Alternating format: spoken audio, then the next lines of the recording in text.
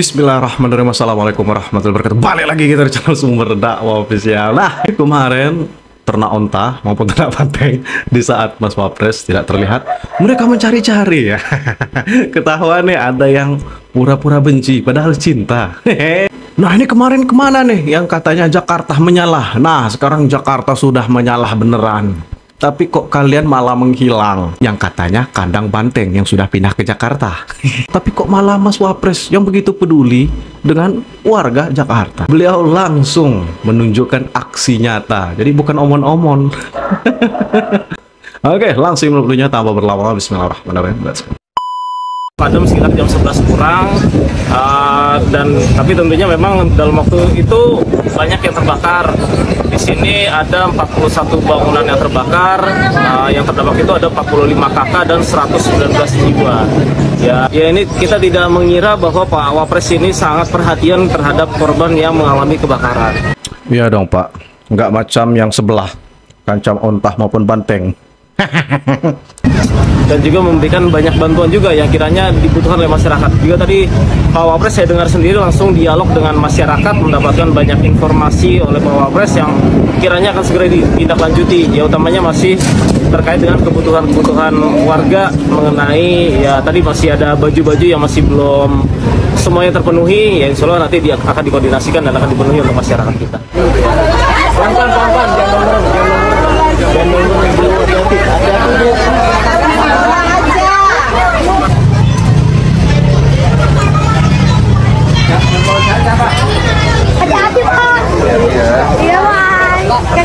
Iya, Pak Gibran tadi ke sini bagi-bagi susu, semua pada dibagiin susu. Terus ini semua masyarakat pada ngumpul di sini yang kena kebakaran gitu. Ya pokoknya harapannya ya dibikin rumah lagi gitu kalau bisa. Oh, bantuan-bantuan ya kita lagi membutuhkan itu sih. Lengkap ya, nasi, selimut. Oi anak abah maupun anak banteng, kemana kalian? Jangan pura-pura kalian. Parah. Mod, peralatan mandi apa itu udah ada. Tadi rasanya gimana Bu? Ya alhamdulillah seneng gitu ditengokin di ini. Iya, jadi perhatian sama masyarakat yang nggak punya nggak ini ya Mbak. Ya.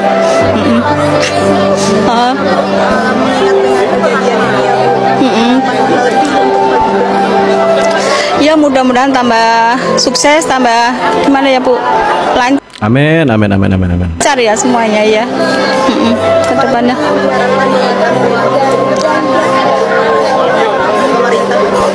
Yo pengennya mah bikin rumah lagi gitu ya. Minta sama itu Bu, sama yang menang kemarin.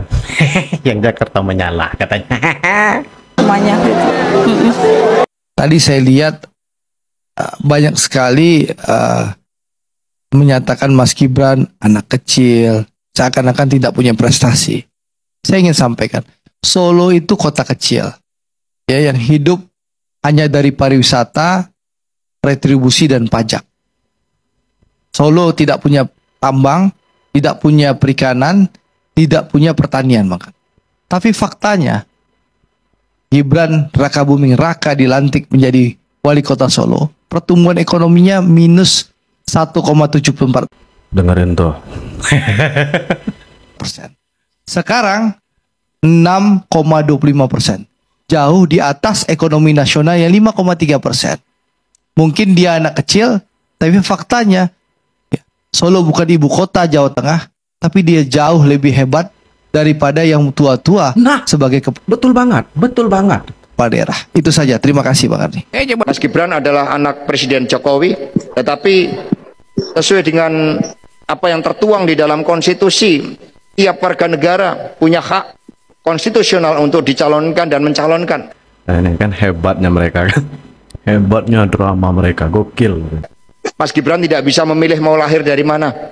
Nah, untuk itu proses itu juga dibuka oleh PD Perjuangan. Yang penting seluruh calon-calon tersebut termasuk Mas Gibran juga mengikuti seluruh proses kaderisasi kepemimpinan yang disiapkan oleh partai. Kalau kita lihat di negara-negara maju yang menjadi contoh bagaimana berkembangnya demokrasi, di Amerika Serikat kita juga melihat bagaimana George Walter Bush itu keluarganya juga sangat eksis dalam jagat perpolitikan di Amerika, keluarga Walter Bush, demikian pula Kennedy. Jadi itu merupakan hal yang sifatnya itu alamiah ya di dalam kehidupan politik. PDI Perjuangan akan bekerja sama dengan pemerintahan Prabowo Subianto, namun tidak mengirimkan kader garis miring anggota PDI Perjuangan sebagai anggota kabinet pemerintahan Prabowo Subianto. Bahwa Bu Mega itu adalah bagian dari pemerintahan Pak Prabowo juga. Karena buktinya apa? Ketua BPIP dan Kepala BRIN. Ya, itu. Masyarakat Indonesia cerdaslah kalian, jangan termakan drama. Itu ada masa jabatannya ya. Kalau Bu Mega itu menolak pemerintahan Pak Prabowo dan Mas Gibran, pasti sudah berhenti mengundurkan diri dari BPIP dan BRIN. Seperti Adi Wijayanto misalnya. Oh, ada nih. Untuk masa jabatan 2022-2027, Bos. Oh, berarti masih. Iya nih. Masih ada. Ya aneh kalau dilantik lagi. Presiden RI masih berlaku. Masih berlaku. Ya yang saya bilang kan. Berarti masa jabatan belum berakhir. Berarti Bu Mega masih bagian dari pemerintahan Pak Prabowo. Adapun Dewan Pengarah BPIP yang dilantik adalah sebagai berikut: Megawati Soekarno Putri sebagai ketua, Tri Sutrisno sebagai wakil dan lain-lain. Ini 2000. Dengar sampai 2027. Oke. 2027. Iya. Masih berarti ya? Masih. Berarti Bu Mega bagian dari pemerintahan Prabowo Gibran. Iya, hampir gak masuk di akal gitu loh. Dia kan keluarga kami, dia kan bahagian dari kami. Alangkah indahnya kalau seperti Jokowi yang cukup intens hubungannya dengan saya.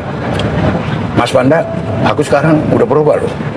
Nggak ke Ganjar yang seperti kita omongin dulu. Aku ke ini sekarang, ke Prabowo. Cantik nggak? Paten nggak? Nasi kawan ini juga, anak kecil ini, yang ingusan ini, iya kan? Mana ingusan katanya. Mbok kasih tahu, aku nggak lagi PDI, aku nggak lagi jadi wali kota karena PDI. Aku ini, oh gini. Prabowo Subianto mengaku kecewa karena Megawati Soekarno Putri ingkari perjanjian koalisi yang mereka sepakati 2009 lalu. Menurutnya Megawati selaku Ketua Umum PDIP memang pandai kawan bermain drama. Arah. Seharusnya dapat membicarakan hal ini dengannya. Nah, kalau anda di pihak saya, kira-kira kalau anda manusia dan anda di pihak saya, kira-kira kecewa atau tidak? Ya anda menilai saja gitu. Saya sudah minta ya cukup lama lah, beberapa bulan gitu. Saya tidak mengerti apa salah saya karena saya selalu menghormati beliau. Sabar Pak Bro.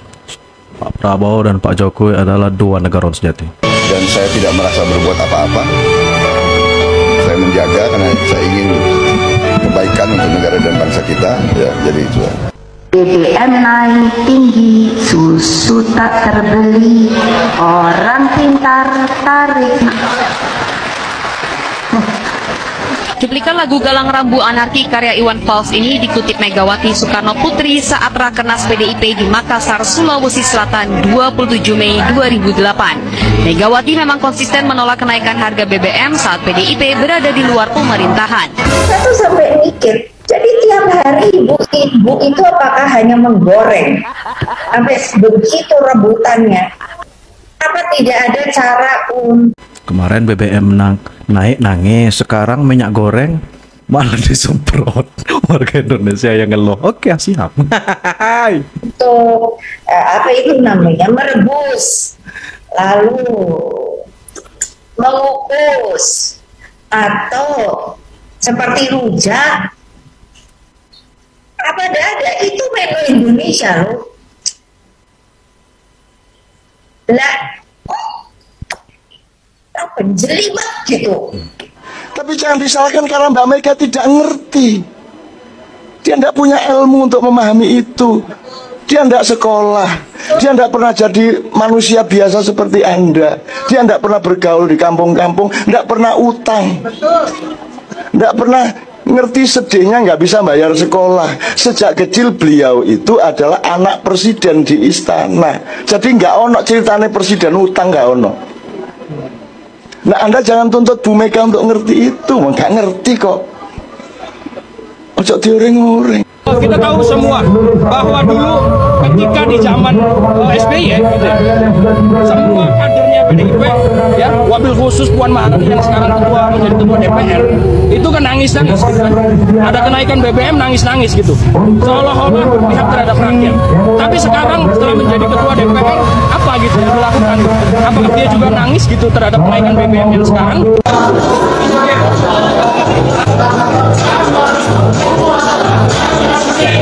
Nah, ini contohnya kalau mereka berkuasa.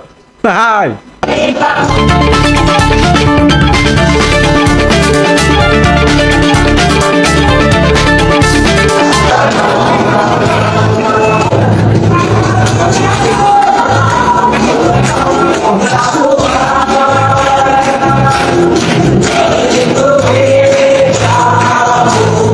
Mereka itu ketika tidak berkuasa teriak atas nama rakyat kecil, wong cilik, tapi ketika berkuasa dia itu menindas dan mengabaikan suara rakyat kecil. Bagaimana ketika Pak SBY mengurangi subsidi 200.000 saja, mereka demo berjilid-jilid sampai kerbo ditulisi SBY. Kejam mereka itu, dan demo tiap hari. Tapi ketika dia berkuasa, yang begitu subsidi ada yang dicabut sampai 2.000 lebih, mereka diam seribu bahasa. Dikira rakyat bodoh? Enggak. Dulu belum ada media sosial, mungkin saya hanya berbicara sekeliling saya saja, mungkin ada 100, mungkin ada 1.000 ketika saya menjadi narasumber, ketika saya menjadi surga. Tapi sekarang dengan ada media sosial, saya pernah ditonton semalam itu 400.000 yang nonton saya, kumulatif. Pokoknya saya yakin masyarakat Indonesia pasti cerdas. Dan orang itu ketika diajak bicara, kita bicara by data, by fakta, mereka akan percaya dengan ucapan kita. Jangan menggunakan berita hoax terus-menerus. Sekarang anak muda sudah paham mana berita yang memang by data, mana yang framing, yang menjatuhkan, yang fitnah. Karena di googling ada, ketika dia googling, searching, dia tahu bahwa ini adalah berita hoax. Silahkan terusan Anda menyebarkan berita hoax, dan saya akan terus mengklarifikasi dan meluruskan. Itu tugas saya. Jadi di sini kita paham siapa sebenarnya yang selalu bermain playing PC team, memang dari dulu sampai sekarang. Seolah-olah yang terzolimi, tapi di saat mereka berkuasa, kita yang akan terzolimi. Dan ya memang itulah hebatnya Pak Prabowo maupun Pak Jokowi. Meskipun mereka selalu disakiti, tapi mereka tak pernah membalas. Mereka selalu memaafkan. Itulah hebatnya Pak Prabowo maupun Pak Jokowi. Dan sekali lagi, itu kata Pak Ahmad Basara, mereka tidak akan masuk untuk kabinet Prabowo. Saya rasa mereka pura-pura lupa atau pura-pura tidak tahu. Sampai tahun 2027. Jadi ibu ketum mereka adalah bagian dari pemerintahan atau kabinetnya Pak Prabowo dan Mas Gibran. Jadi untuk masyarakat Indonesia, cerdaslah. Jangan mau kita terus termakan drama, apalagi termakan drama dari Pak Sekjen yang kemarin bikin gaduh katanya, yang kemarin mengatakan mempunyai video yang akan menjadi bom nuklir, tapi nyatanya sekarang hanya buayan belaka. Itu Pak Sekjen saya rasa dipertanyakanlah, laki-laki atau perempuan. Kalau laki-laki seharusnya omongannya atau perkataannya harus bisa dipegang, bukan mencela-mencela macam itu.